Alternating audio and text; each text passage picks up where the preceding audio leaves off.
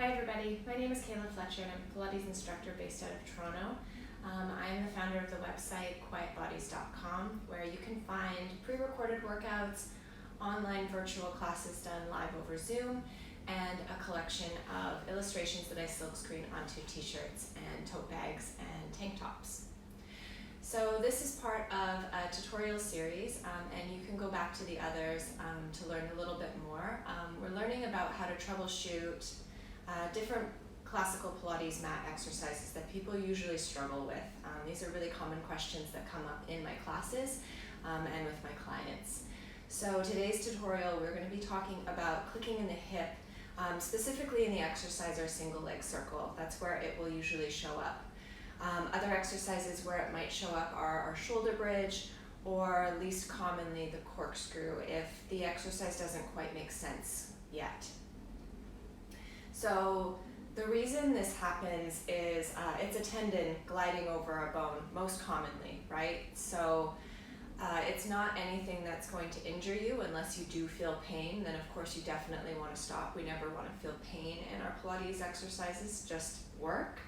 But typically it's a tendon gliding over the bone, and then people kind of accept that and move on and just think it's their reality. But there is a lot that we can do to troubleshoot and find relief from that and work more through the entire leg.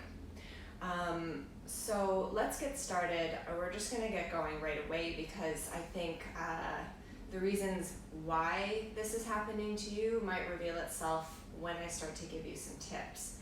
So first I'm just going to go over the exercise, just so we know what I'm talking about. So it's the single leg circle or the one leg circle. That's usually what it's called.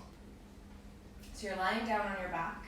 Your arms are by your side, pressing the shoulders open. Back ribs are pulling into the mat. Feet are flexed, digging your heels down into the ground.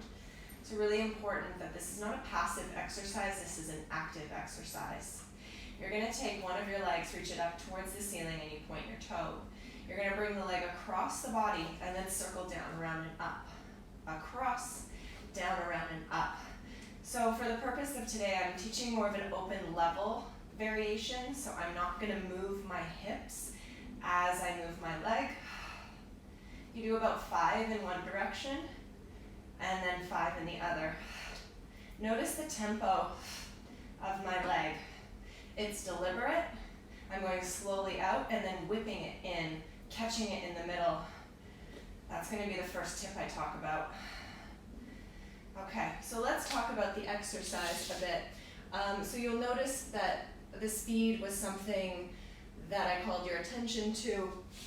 And sometimes what happens is people tend to, in pursuit of doing this properly, right? It's always in pursuit of that stability. We tend to get too careful and too ginger about it, which can cause a little bit more of that gliding because you're carefully bringing the leg across, and it's too precarious.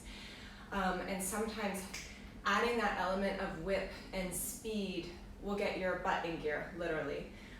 The most common reason for this tendon gliding over the joint is there's not enough support from the back of the body. So everything's kind of like plugged in and there's not enough space. So thinking about your muscles as a full system or as a full, three-dimensional situation, pulling your leg out of the hip socket will give that tendon a little more space to glide. So often people get too quad dominant and too hip flexor dominant and aren't in their seat. And sometimes the speed is a really natural way to remedy that. The second thing I want to talk about is you notice my leg was really straight.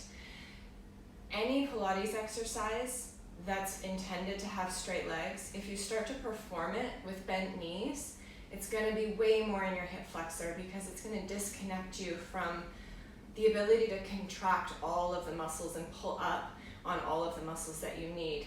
So I know that flexibility is a huge part of our Pilates practice and something we're working towards, and it's sometimes something we can't get away from, right? So what's someone to do if they cannot lay on their back with their bottom leg straight and their top leg straight up towards the ceiling?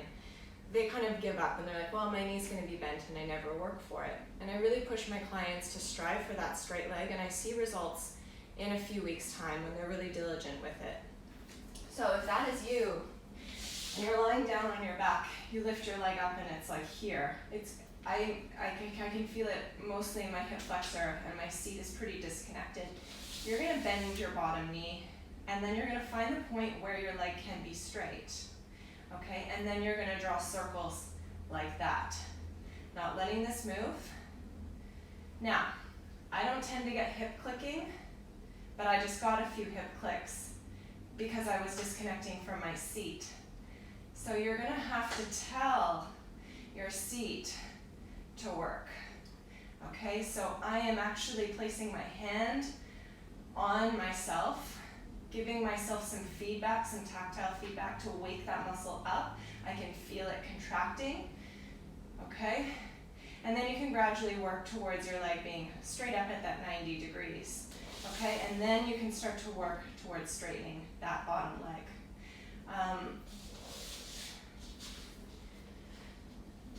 And I think that's enough to work with. You can also provide yourself with some assistance. I'm not going to demonstrate this, but you can use an elastic to support your leg. But again, we want to only use that prop to educate our body, and we want to ditch it right away or as soon as we can, so that you can be doing this mat workout on your own without any assistance of any props. So I hope you found this helpful. If you still feel like you're getting that clicking in your hip and this isn't helping you at all, you know that I give coaching after my group classes, and I also offer private sessions so we can work together to find a solution for you one-on-one, because maybe there's something else going on that we're not really sure about. Maybe you're not rotating your leg properly in the hip socket. Like, there's a plethora of things that you can do to troubleshoot the hip click. These are just a few very common remedies, and the most common remedies that I find useful in my clients' practices and in my own. So keep working the entire system. Every exercise is going to help inform the other exercises, and I hope to see you in class. Thanks for watching, guys.